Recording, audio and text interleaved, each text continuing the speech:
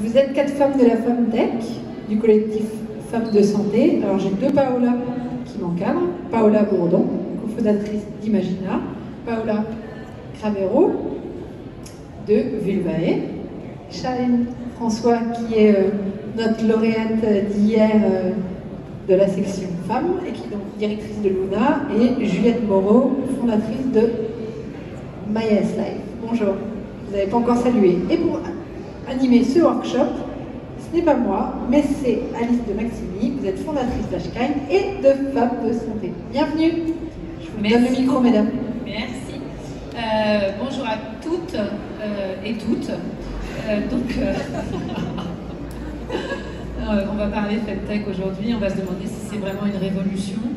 Alors, au lieu de vous présenter une à une, à chaque fois que je vais vous poser une question, que je vais vous donner la balle, je vais vous présenter, si vous voulez bien, ça sera plus dynamique.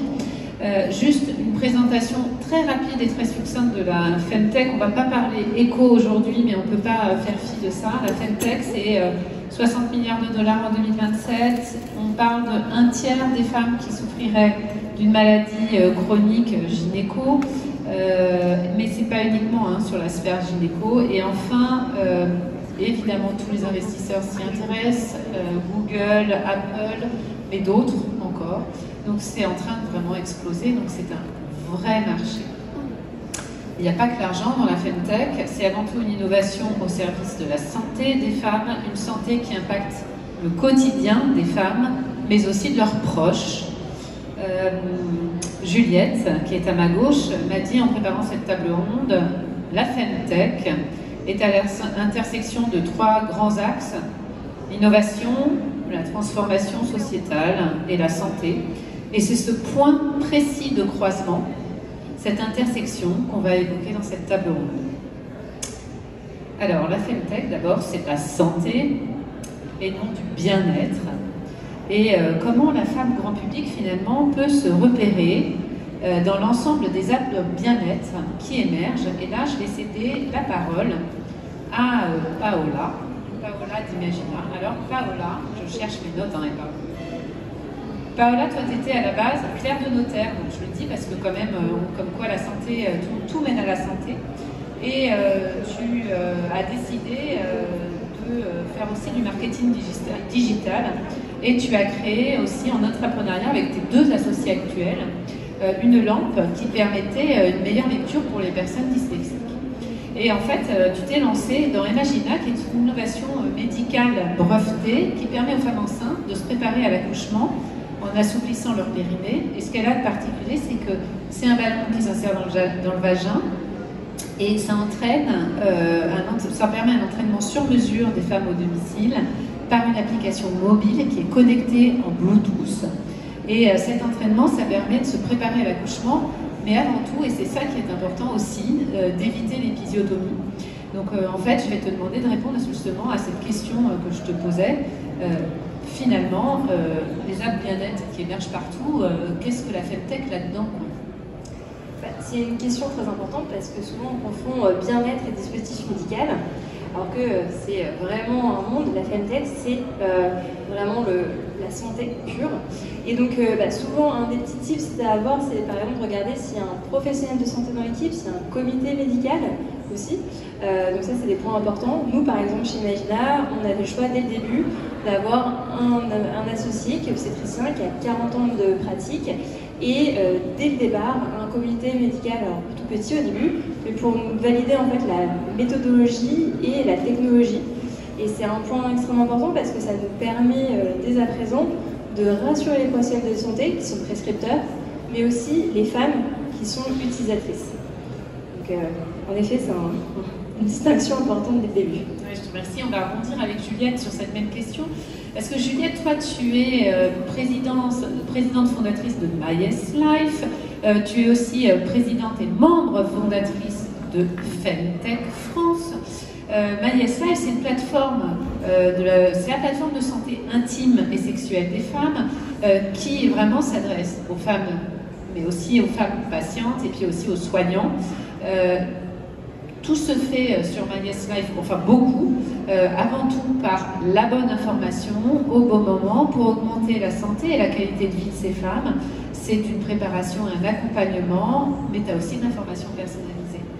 Et en fait, comment tu peux dire comment une femme se repère dans tous ces sites qui existent justement sur le bien-être féminin, pour qu'elle ne confonde pas tout, et en tout cas ce que vous faites.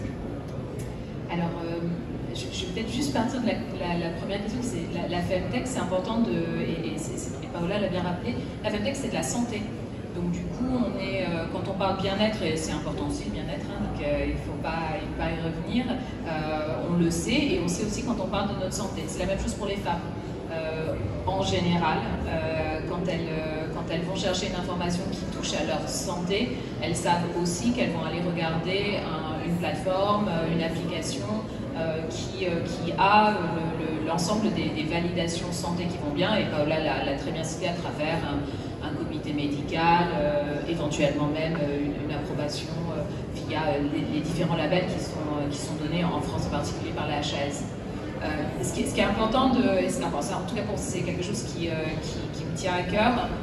La deuxième chose importante et qu'on ne trouve pas obligatoirement sur la notion de plateforme, c'est la notion d'innovation. La Femtech, c'est de l'innovation, c'est pas juste mettre un label femme sur un sujet qui intéresse les femmes. Ça sous-entend que nous, en tant que femmes, on a aujourd'hui une prise de conscience de certaines pathologies ou états de fait de notre corps qui ne sont pas des fatalités, qu'on a aujourd'hui envie de pouvoir les soigner ou en prendre soin. Et là où la Femtech intervient, c'est que d'autres femmes ou entrepreneurs au sens large décident de prendre cette difficulté-là et de voir comment on peut y apporter une solution. Que ce soit via une solution via le web, que ce soit une solution via un dispositif médical ou encore à travers, il y a des choses magnifiques qui se font en biotech et en recherche de molécules aujourd'hui. Donc l'importance vraiment à garder en tête, c'est on travaille sur un pain et on ne travaille pas sur le pain de j'aimerais, et c'est un pain important, hein, je ne le discute pas, être plus belle ce soir, mais on a tous eu ce problème-là à un moment ou à un autre, mais la particularité de la Femtech, et en tout cas nous c'est ce qu'on adresse dans le cadre de My Yes Life, c'est de regarder plutôt tout ce qui touche à notre santé, notre corps, nous femmes, et je suis désolée monsieur, mais vous entendrez ce que je veux dire, et que cette partie-là, elle soit, on puisse y répondre à travers une innovation. Merci. Du coup, si c'est vraiment de la santé et que c'est de l'innovation, quelque part on peut se dire qu'elle répond à des besoins que les professionnels de santé ne comblaient finalement pas, sans doute. Là, c'est quand même un point très très important à préciser. Qu'est-ce qui veut répondre là-dessus? J'y vais du coup. Alors, c'est pas que... En fait, c'est surtout que les médecins et les personnels de santé ne peuvent pas tout faire. Nous, avec Vulvae, on adresse des pathologies chroniques qui touchent la vulve, l'appareil génital externe des femmes. Et en fait, quand on a une pathologie chronique et qu'on touche à l'intime, le soin, il ne peut pas s'arrêter à la consultation, parce que quand on sort du cabinet, on n'a pas une pilule magique qui va tout régler. La pathologie chronique, elle est là tous les jours, elle fait mal tous les jours potentiellement, et elle impacte de nombreux aspects de la vie. Quand on a des douleurs vulvaires, on va être impacté dans sa vie intime, dans sa confiance en soi, dans son estime, dans ses relations intimes, et on peut être impacté aussi au niveau professionnel. Ça touche partout. Et donc en fait, aller en cabinet médical, se faire diagnostiquer, avoir un traitement, ben, en fait c'est pas tout. Il y a des choses à faire au milieu, il y a un suivi, il y a un accompagnement qui est nécessaire, il y a de la rassurance, il y a de l'information, et il y a redonner le pouvoir aux personnes de gérer leurs douleurs. Et tout ça, on ne peut pas attendre que ce soit fait par les médecins en cabinet, parce que c'est pas forcément leur rôle, et puis parce que ça demande énormément de temps. Donc nous, en fait, avec notre application et nos parcours d'accompagnement thérapeutique, on vient combler ces espaces où les médecins ne sont pas présents, parce qu'ils ne peuvent pas l'être. Et donc, on va, dans la pathologie vulvaire, essayer d'accélérer le diagnostic pour que plus vite on sache ce qu'on a, plus vite on puisse commencer les soins. Parce qu'aujourd'hui, c'est 7 ans d'errance avant d'être diagnostiqué sur de la pathologie vulvaire. Et plus on attend, plus les douleurs s'installent, plus c'est dur à soigner. Et du coup, après, une fois qu'on a commencé ce parcours, qu'on a un diagnostic, qu'on a un traitement, on va aider la personne à rester dans l'observance au quotidien, parce que le traitement prend souvent très longtemps, plus de 6 mois en général, avant de voir les premiers effets du traitement sur de la pathobulvaire, comme une vulvodynie ou du vaginisme. Alors, je précise, parce que c'est vrai que du coup je ne t'ai pas présentée, tu es la présidente cofondatrice de Vulvae, tu viens du marketing et de la com, et en 2021 tu crées Vulvae, et en fait c'est le premier service digital qui s'adresse aux personnes qui souffrent de douleurs vulvaires chroniques et qui simplifie leur parcours de soins. On va du diag au traitement, voilà, par un accompagnement aussi d'éducation pour la santé. Et donc c'est dans ce cadre-là qu'on s'inscrit dans un parcours de soins. Et donc on parle bien pour la FemTech de santé et pas du tout de bien-être. Alors on parlait aussi de santé, d'innovation, etc. Et si on va plus loin, on peut dire qu'on n'est pas tout à fait dans quelque chose qui existait avant. Et comme toutes les choses nouvelles, on se retrouve avec une terre en friche et pas de données. Mais c'est de la santé. C'est de la santé, mais il n'y a pas de données. Vous voyez le côté un peu problématique que ça peut entraîner. Alors, Paola de Vulvae, tu viens de parler, donc je vais céder la parole juste 2 minutes. Je vais inverser l'ordre à Charline qui n'a pas encore parlé. Charline, tu es directrice marketing de Luna et hier tu as gagné effectivement le prix, donc bravo. Toi, tu es plutôt à la base dans les relations publiques, etc. Mais tu es maintenant chez Luna depuis 2021, qui est une start-up de la health tech et de la femtech, qui est cofondée par des médecins, qui développe des solutions innovantes pour créer une véritable thérapie digitale de l'endométriose pour les femmes et les professionnels de santé. Donc là, on rentre dans un parcours de soins, certes, mais la donnée, alors toi, tu es un peu l'exception, donc on commence par toi pour faire la généralité après. Merci Alice, bonjour à toutes et à tous. Donc oui, nous on est un petit peu l'exception qui va confirmer la règle, je pense, dans la FemTech, puisque en fait Luna est née de la donnée, ou presque. Luna est née en fait d'un constat d'un des médecins cofondateurs qui est le professeur Charles Chaperon, donc à l'hôpital Cochin Port-Royal à Paris, donc qui est chirurgien gynécologue obstétrique et donc chef du service à Cochin dans ce domaine, et qui lui en fait a fait un constat assez simple face à l'errance diagnostique. Donc, juste 2 mots là-dessus. Donc aujourd'hui l'endométriose ça touche une femme sur 10 et c'est en moyenne 7 ans pour obtenir un diagnostic. Donc en tant qu'expert dans l'endométriose, lui il a fait un constat qui est assez simple, que par un interrogatoire bien mené en consultation, on peut déjà déterminer une probabilité d'être atteinte d'endométriose pour la patiente qui est en face de nous, avant de recevoir bien évidemment la confirmation par les examens diagnostiques et pronostiques. Et donc en fait il a souhaité rendre accessible ce questionnaire qui a donné lieu à une étude clinique de 13 ans, donc avec 2500 patientes, et donc qui a permis de créer un score de risque, qui détermine la probabilité d'être atteinte d'endométriose, donc avec un risque faible, modéré et élevé. Donc il a souhaité le rendre accessible à toutes les femmes, et pour rendre accessible aussi la santé, rien que quoi de mieux que la FemTech et le digital, et donc c'est pour ça qu'on a cette implication. Et donc on est vraiment, je dirais, l'exception qui confirme la règle, parce que c'est de l'étude clinique et donc de la data qui est née en fait l'idée, le concept et aujourd'hui la start-up Luna. Donc ça ne veut pas dire qu'on s'arrête là aussi en termes de data et qu'on ne continue pas les études cliniques, ne serait-ce que pour améliorer en fait ce score, qui est entre parenthèses, qui a été labellisé bien entendu dispositif médical ECE. Donc c'est aussi d'avoir eu l'étude clinique avant la création de l'entreprise, ça nous a aussi permis de pouvoir obtenir en fait ces labels qui sont très importants en FemTech et qui vont aussi nous distinguer du bien-être plus rapidement. Alors, Paola de Vulvae, je te relance la question parce que quand on a préparé cette table ronde, tu as dit mais nous, il n'y a quasiment pas d'articles scientifiques. Et du coup, mais comment faites-vous pour arriver à être à une santé et cette donnée finalement, vous la trouvez, vous la faites, qu'est-ce que vous en faites, et vous la faites en fait. C'est exactement ça, on l'a fait. Pour revenir un peu au départ, quand on s'est créé, ce qu'on a découvert quand on s'est lancé, c'est qu'effectivement il y avait un gros déficit d'études et de données sur les pathologies vulvaires. À titre d'exemple, il y a plus de 27 000 articles accessibles sur les troubles érectiles sur PubMed. Si vous cherchez pathologie chronique vulvaire, vous avez à peu près 400 articles. Donc voilà, en termes de voilure déjà. Et donc on n'a pas de consensus. On se retrouve à travailler sur un chantier et des pathologies sur lesquelles il n'y a pas de consensus sur les causes, sur comment décrire les pathologies, décrire ce que c'est et comment elles fonctionnent, et pas de consensus non plus sur les traitements et sur leur efficacité.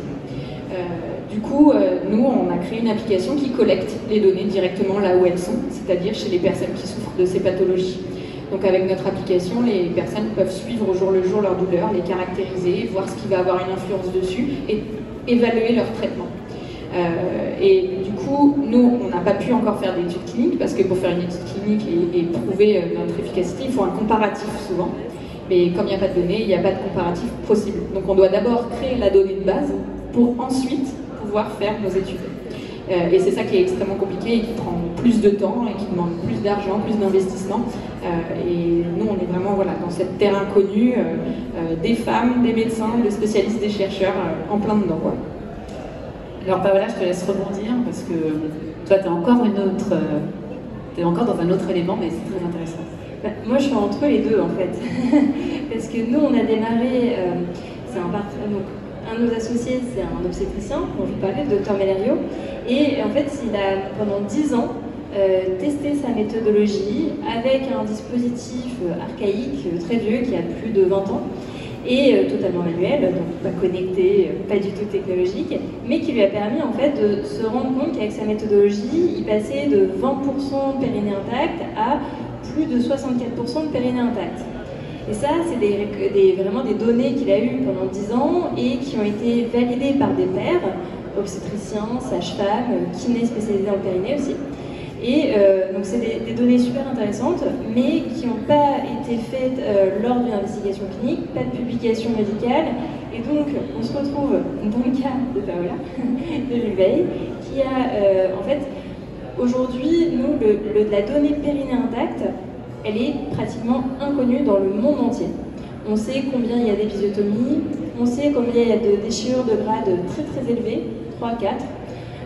Mais concrètement, les déchirures pas intéressantes, qui pourtant nous touchent et nous font mal et ont des impacts extrêmement graves sur notre vie après l'accouchement, tels que des fuites urinaires, des descentes d'organes, des troubles sexuels importants, ben ça on ne l'a pas dans le monde. J'ai réussi à trouver que 2 études vraiment intéressantes, notamment une en Finlande, où il n'y avait que 13% de périnée intact, donc en Finlande. Voilà. Donc nous, on a le même problème que toi, c'est qu'aujourd'hui, on part du principe de se dire, bon bah là, notre investigation clinique, elle est vraiment sur une VHR, on doit vraiment prouver combien il y a de périnée intact aujourd'hui, combien est-ce qu'on va faire, nous, comme bénéfice, en plus de la sécurité, parce qu'on a un dispositif médical de classe 2B, et donc, comme toi, on doit être, bien sûr, faire une investigation clinique avant d'être certifié, d'obtenir un marquage CE et d'être présent sur le marché.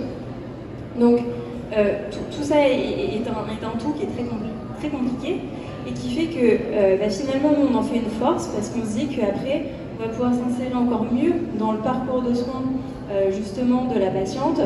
On va encore mieux réussir à travailler, à dialoguer avec les professionnels de santé qui vont s'occuper des femmes enceintes et aussi après pour le postpartum qui vont aussi s'occuper d'elles après.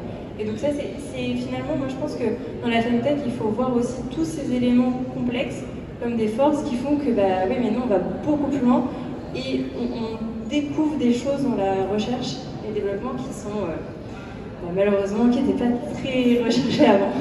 Voilà. Alors en vrai en gros il faut être tenace, hein, si j'ai bien compris, hein, voilà. Alors on garde la donnée mais pas tout à fait la même cette fois, parce que Juliette, toi, tu t'intéresses aussi, grâce à ta plateforme notamment, mais à la façon, vous savez tous que l'intelligence artificielle est la plupart du temps mise en place par des hommes, c'est un fait, et donc du coup elle est un peu masculine dans son raisonnement. Bien Juliette, elle va me raconter bien mieux que moi, elle s'attache à voir un peu ce qui se passe sur cette intelligence artificielle quand on s'attache plutôt à sa féminisation en fait. Et alors, peut-être juste pour préciser, notre constat sur MySLife, c'est que la femme aujourd'hui, la patiente, ne va pas obligatoirement avoir le temps ou l'envie de poser toutes les questions qu'elle a en consultation, voire même en amont de la consultation. On sait aujourd'hui, il y a des études assez claires que c'est souvent le rendez-vous chez la gynéco. Le gynéco, c'est souvent ce qu'on met en dernier en termes de prise de rendez-vous médical familial. Donc l'idée, c'était de mettre à disposition de l'information suffisamment sûre et validée par des experts et accessible à toutes, à l'ensemble des femmes et patientes, sur toutes les questions. Et l'idée, et on voulait aller encore plus loin, c'était que ces femmes, elles puissent éventuellement même poser des questions par chat à des soignants. Et pour pouvoir faire ça à grande échelle, on a réfléchi à une IA, un traitement automatisé du langage, qui va pouvoir aider les soignants à répondre, de manière à ce qu'on ait un maximum de personnes qui puissent poser leurs questions et avoir la réponse ad hoc. Seulement, pour avoir cette aide pour le soignant, il faut que l'intelligence artificielle, le robot, qui aide à construire la réponse pour le soignant, sache répondre à des questions de femmes, avec des réponses qui prennent en compte aussi la spécificité féminine de la question. Et c'est tout l'enjeu en fait du travail de recherche et développement qu'on a actuellement en cours avec le laboratoire d'informatique de Grenoble. C'est travailler en fait sur une base de dialogue qui est uniquement une base de dialogue de questions posées par des femmes sur des thématiques féminines auxquelles on adresse une réponse qui est genrée aussi, parce qu'on a beaucoup travaillé sur la réponse et on annote les réponses avec un corps médical qui, sans être majoritairement exclusivement féminin, est quand même majoritairement féminin et sur lequel en tout cas on a travaillé aussi toute une notion de valeur et de genre, de manière à voir si on peut avoir une IA genrée, mais de l'autre genre, vous savez, les autres 50% qui constituent la population. Alors moi, à titre perso, je suis émerveillée d'avoir eu cette idée-là qui est tellement évidente, mais que personne ne l'a fait. Mais merci Juliette. Voilà. Alors vous l'avez compris, hein, la Femtech c'est vraiment l'innovation parce qu'il faut y aller et qu'il y a plein de choses qui n'ont pas été faites du tout. Donc c'est encore plus innovant que l'innovation traditionnelle. Mais ça représente aussi un changement sociétal majeur. Alors, si on se place juste dans la santé, Paola d'Imagina, finalement, dans la santé, on va parler de ton dispositif, mais il change quoi en termes de changement un peu sociétal? En vrai, on s'appuie sur des pratiques qui datent de millénaires. Toutes les femmes ont depuis toujours préparé leur périnée. En réalité, à plein de moments de leur vie. Il y a eu les odionies on ne connaît même pas la date de départ. Il y a des calebasses, par exemple, en Afrique, qui étaient utilisées pour se préparer son périnée. Il y a le massage du périnée, l'automassage du périnée, qui est pratiqué en Europe depuis des années. Donc voilà, il y a plein de choses qui sont déjà présentes. Et donc, en fait, finalement, ce que moi je ressens, mais ce que nous on a fait concrètement, c'est qu'on a apporté la technologie et l'innovation en prenant de l'intelligence artificielle qu'on a dans nos dispositifs, la technologie vraiment embarquée, en fait, finalement, avec un hardware physique, un petit ballon vaginal qui est connecté à une application mobile par Bluetooth avec tout ce qui est la connectique déportée, bien sûr, en dehors du corps. Et donc en fait on allie le meilleur des deux mondes et on permet d'apporter avec la technologie des données objectives, fiables, qui permettent en fait d'améliorer la santé et aussi l'accompagnement des femmes. Parce que pour les professionnels de santé, c'est très important de ne plus avoir des données très subjectives, de se dire potentiellement je vais toucher et je vais me dire ok, elle a 2 sur l'échelle de 5 d'Oxford pour le périnée, par exemple. Là, on aura une donnée objective, fiable, grâce au dispositif, par exemple. Mais après, ça vient juste compléter, bien sûr, la pratique. On va toujours avoir besoin de toucher pour les professionnels de santé pour bien comprendre le périnée. Les femmes enceintes, pareil, ou femmes en général, vont toujours avoir besoin de méthodes ancestrales. Donc, Mais c'est vrai qu'on s'appuie sur les méthodes. Oui, et pour les praticiens, ça va changer leur méthode à l'accouchement aussi, du coup. Oui, alors ça, on l'a remarqué et c'est assez énorme. Et c'est très très positif. C'est qu'en fait, ça fait une prise de conscience, alors qu'ils avaient sûrement avant, hein, ça fait très longtemps que les professionnels de santé veulent diminuer le nombre d'épisiotomies, mais ils ne veulent pas le diminuer pour le diminuer, ils veulent le diminuer pour protéger le périnée par exemple. Et donc, juste leur dire, oui, mais là, justement, vous avez bien accompagné vos patientes, vous avez permis d'assouplir le périnée, ce qui fait qu'il ne va pas être déchiré, et bien forcément, dans leur tête, ils vont savoir qu'ils vont encore plus protéger le périnée. Et nous, on l'a vu avec justement ces 10 ans de pratique. On a en fait une cinquantaine de professionnels de santé qui utilisent cette méthodologie et qui vraiment accompagnent les femmes. 100% nous ont dit on a changé notre pratique. Et oui, bien sûr, cette méthodologie a fait que le périnée était plus souple, mais aussi nous, il faut être conscient, nous, le fait qu'on ait changé la façon d'accompagner la femme, ça a dû contribuer énormément à diminuer tout ce taux de déchirure, d'épisiotomie et d'augmenter le périnée intact. Merci. Je vais revenir à Juliette, mais vous avez la parole bien après. La société, finalement, toi, tu as eu une analyse assez intéressante de la Femtech dans la société. Est-ce que tu peux nous la partager, s'il te plaît? Déjà, j'adore être entrepreneur maintenant dans la Femtech. Et je sais que je le dois à des combats féminins qui me précèdent, à des évolutions sociétales qui me précèdent, parfois de quelques années, parfois par des générations plus jeunes que moi, mais qui du coup font qu'aujourd'hui, on s'intéresse à un certain nombre de questions. L'endométriose, c'est un combat qui a commencé il y a 7-10 ans en France à peu près, mais où la visibilité, enfin un combat visible, pardon, c'est un combat qui existe depuis longtemps, mais malheureusement depuis très longtemps, mais qui est un combat visible depuis 7-10 ans, c'est parce que ce combat s'est installé, qu'on a aujourd'hui même le politique qui le reconnaît et qu'on peut voir émerger une économie de l'innovation autour de ces thématiques-là qui est entendue et entendable par des investisseurs qui vont venir investir et aider à la mise en place de cette économie. Sur des choses beaucoup plus pratiques et qui nous touchent toutes, mesdames, les règles.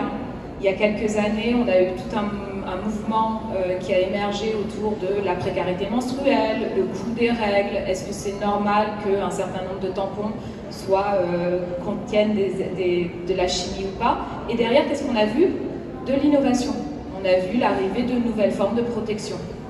Ça, c'est ce qui fait qu'aujourd'hui, la Femtech, j'ai envie de dire, c'est le dernier maillon de la chaîne d'une évolution sociétale pour permettre d'avoir un meilleur développement du corps. Alors, on a le backlash, on le voit aujourd'hui, oui, on a le retour de bâton.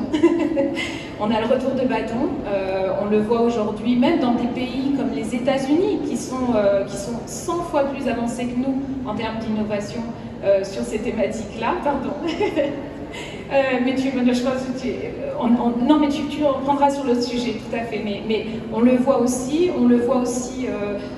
par rapport à des thématiques en Europe qui nous touchent de manière plus proche. C'est important aussi qu'on continue, nous, de tirer, enfin, quand je dis nous, c'est pas nous quatre, hein, c'est nous toutes, qu'on continue de tirer vers ces innovations, enfin, vers ces mouvements et cette innovation, parce que nous, on est juste le dernier maillon de la chaîne.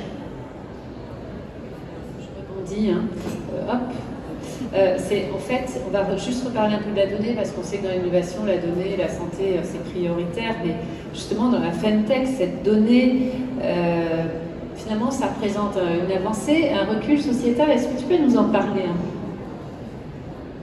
On a parlé un petit peu de la donnée et la nécessité de l'avoir, donc c'est vrai que dans la Femtech, la donnée elle est fondamentale, elle est essentielle aussi pour pouvoir prouver certaines choses, pour pouvoir faire légitimer donc, par toutes les parties prenantes, par tout un écosystème, obtenir des soutiens, qu'ils soient financiers ou autres.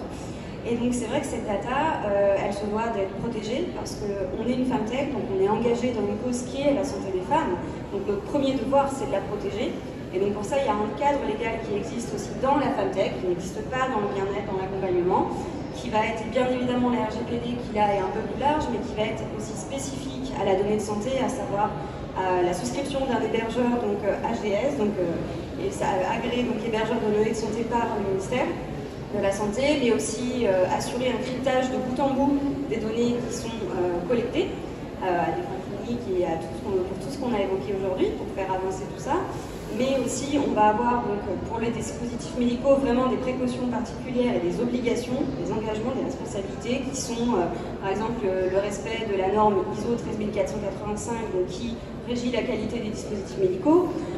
Quand on est dispositif médical, on ne peut pas aussi communiquer de la même manière, on ne peut pas promouvoir comme si on était peut-être des applications, pour ne pas les citer, qui sont le suivi de cycle, Clo et Flou, et j'y reviendrai, Clou et Flo, pardon, j'ai inversé. Il y avait un truc qui clochait, et donc je vais y revenir dans quelques instants. Donc voilà, la donnée de santé est fondamentale et elle a une valeur très importante en France. On sait que dans d'autres pays ce n'est pas le cas, elle n'est pas traitée du tout de la même manière et on n'assure pas cette protection de données des femmes. On en a beaucoup parlé récemment donc, aux États-Unis avec un recul du coup sociétal, cette fois-ci pas une avancée de 50 ans en arrière. Donc il faut savoir que par exemple Flo et Clou sont des applications de suivi de cycle mensuel, donc on enregistre des symptômes, des règles, des grossesses aussi, et en fait aux États-Unis la loi sur la donnée est très différente. Donc un État peut très bien demander à avoir accès aux données de Flo, de Clou, demain, et l'entreprise ne pourra pas s'y opposer. C'est la loi américaine, c'est totalement différent en France. Et on va aussi retrouver dans certains États aux États-Unis, donc les plus conservateurs aussi, en fait un accès aux données des plannings familiaux, par exemple, qui vont être monétisés. C'est-à-dire qu'un service d'État ou de police peut, pour 200 $, acquérir les données de toutes les personnes qui sont allées dans le planning familial. Donc là, c'était avant ce qui s'est produit, la dernière actualité. Vous imaginez maintenant. Donc tout ça pour dire que vraiment la donnée est vraiment fondamentale, sa protection l'est aussi, et c'est vraiment un engagement de la FemTech pour cela aujourd'hui. Et c'est ce qui permet, encore une fois, d'avoir tous les soutiens et de pouvoir s'inscrire vraiment dans le parcours de soins, dans l'écosystème de santé et avancer pour des vraies avancées sociétales ensemble. Ouais, on parle de droits des femmes, hein, presque. Hein. Donc en fait, la FemTech, elle est vraiment aussi à ce carrefour-là. Merci beaucoup. Alors, c'est de l'innovation finalement. Cette FemTech, est-ce qu'elle est vraiment équitable? En gros, comme toute innovation récente, est-ce qu'elle ne va pas toucher un public plutôt curieux avec un bagage éducatif élevé? Paola de Bulbae, je te laisse répondre. Alors, on a évidemment une volonté d'être accessible à toutes les femmes, toutes les personnes qui ont besoin des solutions qu'on développe. La réalité, elle fait qu'aujourd'hui, payer pour des soins de santé, parce que c'est aussi beaucoup ça, c'est quelque chose qui reste un luxe et qui reste du coup accessible à une certaine portion de la population, effectivement. Du coup, c'est une volonté qui fait qu'on essaye de se développer de manière à être le plus accessible possible, mais les business models derrière qui existent, ils ne sont pas encore bien définis, ils sont très difficiles à mettre en place. Et il y a une réalité qui est que si on veut se financer aujourd'hui, c'est plus facile de demander à des femmes qui sont demandeuses de ce genre de services de payer pour accéder à ces services et de se construire sur cet investissement que les femmes elles-mêmes vont faire sur leur santé. Donc il y a beaucoup de services aujourd'hui qui se développent comme ça. Nous, Vulvae, on se développe aussi comme ça sur du B2C, où on va du coup vendre nos programmes d'éducation thérapeutique aux femmes, aux personnes qui en ont besoin. On voudrait faire autrement, on voudrait être accessible et on met en place des choses pour être accessible même à des personnes qui n'ont pas les ressources pour accéder à ce genre de soins. Mais il y a une réalité qui est que c'est difficile de se faire financer par des investisseurs, c'est difficile de trouver des business angels, c'est difficile d'obtenir des subventions, c'est difficile de se faire rembourser par une mutuelle. Bref, j'arrête là. Mais voilà, en fait, il y a un moment, il faut commencer quelque part et ça veut souvent dire effectivement commencer par une certaine catégorie de la population. Alors là, Juliette, je voulais que tu rebondisses, mais je vais d'abord donner la parole à Paola parce que c'est très lié aux 2 points. Et je vais te céder la parole après si tu veux bien. Oui, parce qu'on a le même problème, puisqu'on s'adresse forcément aux femmes enceintes et qu'on ne veut pas s'adresser qu'aux CSP+, qui pourraient se payer notre dispositif médical. C'est pour ça que, avant même la commercialisation, dès l'investigation clinique, on intègre en fait toute la réflexion comment être remboursé par la Sécu, même à hauteur de 9 €, pour pouvoir ensuite débloquer automatiquement le remboursement des complémentaires santé et pourquoi pas créer des partenariats plus concret avec des mutuelles pour rembourser la totalité. Mais c'est clair que pour nous aussi, enfin, pour je pense, toutes les femtech en fait finalement, la brochette, il faut obligatoirement que ce soit accessible à tous, parce que sinon il n'y a pas de sens. C'est pas de la santé. Voilà. Et du coup, Juliette, je vais te laisser rebondir sur un peu. Je vous ai fait un peu un historique de... Ouais, non, parce que tu es la sachante sociétale. Tu es présidente de Femtech France, voilà. Donc, du coup, tu connais vachement bien le sujet et on adore t'écouter. Donc, je te sais. Non, ce que je voulais juste préciser, mais je suis sûre que dans la salle, plusieurs d'entre nous, d'entre vous, là en tête, mais c'est que les avancées sociétales, et en particulier autour du droit à la santé des femmes, le congé maternité, le droit d'allaiter, la pilule, ont souvent été accessibles dans un premier temps à une petite communauté de femmes, souvent privilégiées, y compris dans le droit des femmes. Hein. Le droit de vote, il a été porté pendant très longtemps par des femmes qui étaient plutôt issues de la haute bourgeoisie, ou en tout cas qui avaient les moyens de militer, hein, là où d'autres étaient obligés plutôt de travailler. Et cette émergence en fait d'un petit nombre qui porte la parole, elle fait aussi corps, et aujourd'hui elle est démultipliée encore plus par les réseaux sociaux. Elle donne l'exemple pour qu'ensuite ce soit donné au plus grand nombre. Et puis je profite parce qu'il me semble que ce salon est quand même sous le patronage d'une région, c'est ça, et donc de décideurs politiques, à nos décideurs et décideuses politiques aussi, d'amener plus loin la facilité de remboursement, de prise en charge par le plus grand nombre de ce type de dispositif qui est aujourd'hui une réponse à une problématique, et je le répète, je suis désolée, de 50% des femmes, des 50% des gens, globalement de 50% de la population. Ça existe donc, c'est pas nébuleux. Est-ce que je peux donner un petit exemple aussi sur le remboursement ? Quand on est en parcours de soins pour les cancers de la prostate, on se fait rembourser son Viagra. Quand on est en parcours pour cancer gynécologique, on ne se fait pas rembourser tous les dispositifs qui sont utilisés pour un retour à la vie sexuelle satisfaisante. Donc si on veut avoir accès à des dilatateurs vaginaux pour faire de la rééducation, ils ne sont pas pris en charge. Si on veut avoir accès à des gels, des crèmes, c'est pas pris en charge non plus. Donc effectivement, c'est très politique. Juste pour revenir là-dessus. Je rebondis, moi, du coup je fais une pub pour les états généraux du 9 décembre des femmes de santé sur la santé de la femme. Et donc si vous voulez agir, on est tout ensemble en train de travailler dessus. C'est le 9 décembre et on va écrire un petit manifeste destiné au gouvernement. Voilà. Donc welcome celles et ceux qui veulent venir avec nous. On arrive à la conclusion de cette table ronde. Alors, moi, je vais vous poser la question qui est quand même le point de départ de cette table ronde. Alors, finalement, la Femtech, est-ce que c'est vraiment une révolution qui veut commencer ? Je vais faire dans l'ordre. Oui, c'est une révolution. Je pense que personne dira non. Mais oui, c'est une révolution. Et d'autant plus parce qu'aujourd'hui, on voit que c'est les femmes aussi qui prennent le sujet. C'est une révolution des femmes. C'est une révolution par les femmes et pour les femmes, et donc ça c'est un énorme plus. Sans surprise, oui, c'est une révolution. Je trouve que c'est intéressant de voir comment, grâce au pouvoir du numérique qui permet d'atteindre beaucoup de gens et d'avoir une masse de gens plus impliqués, on permet aux femmes d'être vraiment agentes de leur santé après des siècles de dépossession du corps et de dépossession de la connaissance médicale. On a brûlé des sorcières qui étaient des sages-femmes, on a médicalisé à outrance la grossesse et la ménopause, on a contrôlé la sexualité des femmes avec la psychiatrie. Finalement, la Femtech aujourd'hui, c'est l'héritage de mouvements dont Juliette parlait, de libération des femmes et de libération de la connaissance de son propre corps, qui avait été initié notamment avec de l'autogynécologie dans les années 50. Mais voilà, on est dans cette continuation de ce mouvement-là, et ça continue la révolution pour se réapproprier son corps, sa santé, son bien-être et vivre pleinement son potentiel. Moi je vais, oui, évidemment, oui, c'est une révolution. Moi j'aimerais citer du coup un de nos médecins fondateurs, je crois que c'est une des premières choses qu'il m'a dit en arrivant. Il a dit, moi ça fait des années que je vais dans tous les congrès internationaux et que j'essaie en fait de changer la prise en charge de la santé de la femme, de faire avancer le combat contre l'endométriose avec des médecins. J'ai forcé de constater que je n'ai pas complètement réussi. Donc la meilleure solution aujourd'hui, c'est peut-être aussi de leur donner les outils, de leur donner les clés, et donc de commencer par l'aide au dépistage de la maladie pour pouvoir aussi s'insérer et avoir droit, accès à un parcours de soins plus rapidement. Et donc voilà, il a dit, puisqu'on ne peut pas changer la médecine par les médecins, et ben on va essayer de faire avancer ça plus vite avec les femmes. Donc je pense que c'est aussi le rôle de la FemTech.